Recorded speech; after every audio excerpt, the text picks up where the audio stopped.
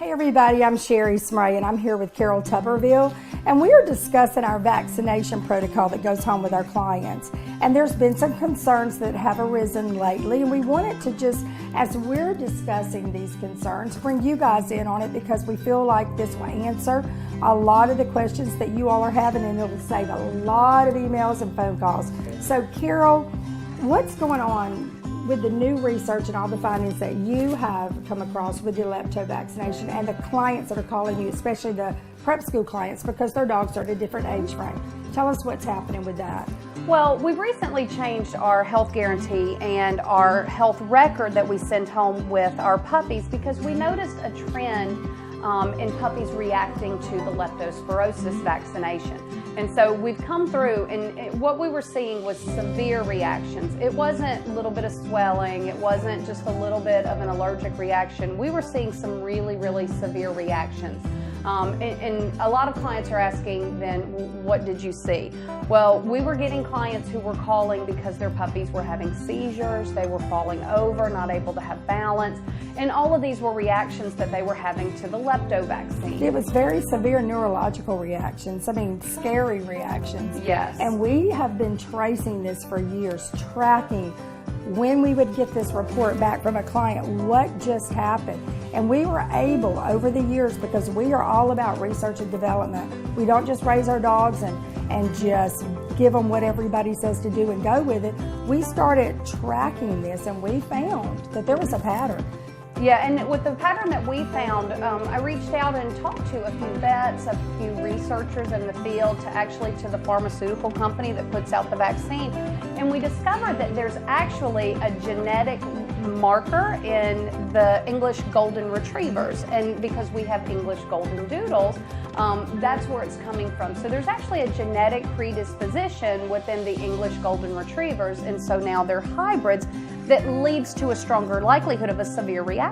How do you think this would affect our schnoodle clients? Are you seeing a reaction in any of the schnoodle? I have not seen a reaction in any of the schnoodles. So that really point. does prove the research, because we do have a schnoodle program and our schnoodle clients, and then our golden doodle clients, we are able to see that it is affecting one particular breeding. And so when we were seeing these severe reactions like we were, and the conversations with clients are, for us, we love every single puppy that leaves here. Every single client that we work with becomes a part of our family, and it's so upsetting when they get a puppy and they're on their way home from the vet, or they get home and then they go to work and come home and find their puppy having seizures and things like that. That is such a scary thing for us too.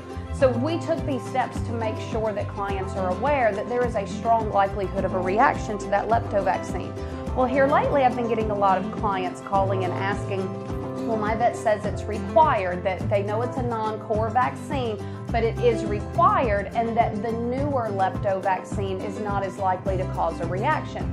Well, here's the thing. The vaccine did change about 2 years ago, and in all honesty, we've actually noticed this increase, and it's gotten worse in the last couple of years. So it might possibly be linked to this, but what your vet needs to know and needs to hear is this isn't us just saying, oh, I don't want to give my child this vaccine because it might cause this over here. This is us saying we know as breeders and working with these dogs and with our clients. And this is English line. You've got to realize this is the English Golden Doodle line. And Carol, I think as a client, I've heard this question and it's legitimate. What is the risk? Compare the risk of not getting it versus the risk of getting lepto. I think that that's a conversation that you have to have with your vet because it's regional. For us here, it's not worth the risk because lepto really doesn't exist in this area. Most of our vets don't even vaccinate for lepto. It's something that you have to request. In other areas, I know I talked to a client this week, their vet had actually seen 2 cases of lepto in the last 4 weeks. So they've got to make that decision. And here's what our contacts are recommending to us. Try to be over a year of age. If it's something that you know is in the area but there's not high risk and your vet's saying you have to get it, the dog needs to be over a year of age in order to do that and be a little safer. And no matter what age you do the vaccine, whenever you do it, whether it's the first time, the third time, or the 5th time, whenever you do it, take your dog to the vet. drop them off, let the vet do the vaccine, and have the dog stay at the vet. Because what our concern is, and where we get alarmed about this, is the side effects we're seeing are neurological, which indicates that the brain is swelling. Well, the problem is the faster you get on top of that and get that back under control, the less likelihood you have of long-term damage done to your puppy, or long-term damage that's going to be there in effect later on. If your vet is telling you you need to vaccinate, please do it in-house so that your vet can for sure be right on top of it if there is a reaction and give immediate treatment. Now, one of the reasons that we are taking this strong stance is because we want you to understand how serious this is. And as you have multiple vaccinations and as they build up in your dog system, you can have a reaction like one of our clients did at their 2-year evaluation. They went in to get their boosters and everything, and it was like the next day their dog just literally went insane. And so it is so traumatic. It's such a horrible experience to go through that we want to warn you. We want you to know this information so that you can't ever say, well, why didn't you tell us? We are here telling you this today.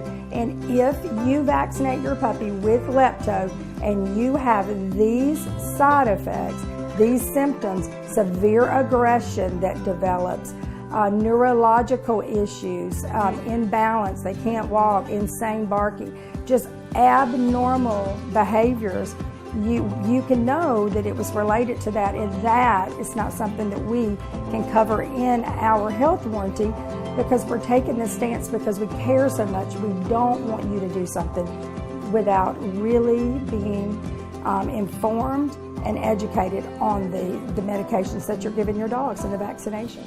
Well, and like you were saying with the lepto, the second one, the third one, everybody knows that, they tell you get stung by a bee, you have a little reaction, the next time your reaction could be worse and then worse, because that anaphylactic reaction can get worse each time. So same thing, you might be okay with an earlier vaccination, but then as you add more, that's when a reaction can occur. All right, so thank you so much. If you have any questions about this, please feel free to email or call us.